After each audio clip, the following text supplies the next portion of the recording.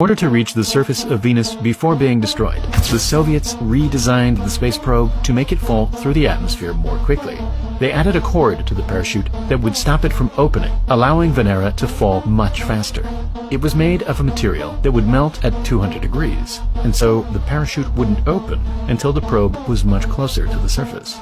Since the pressure on the surface was still unknown, the engineers went overkill with Venera's protection.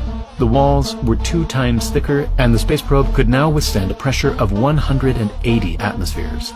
The Soviets were ready to put Venera 7 through hell.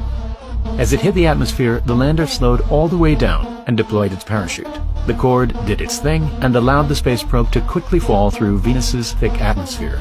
The probe was now much closer to the surface than any of the previous missions, until, with just 3 kilometers to go, the parachute tore itself apart, and the probe started plummeting to the ground, slamming into the surface at 60 kilometers an hour.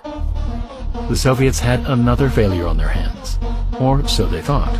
A few weeks later, when reviewing the data, they noticed that a very weak signal had actually been transmitting for 23 minutes after the lander hit the surface. As it turned out, the lander actually survived, but it had been knocked onto its side, making the antenna's signal to Earth extremely weak. Incredibly, the last bit of data it sent out showed that the temperature at the surface was a mind-boggling 500 degrees.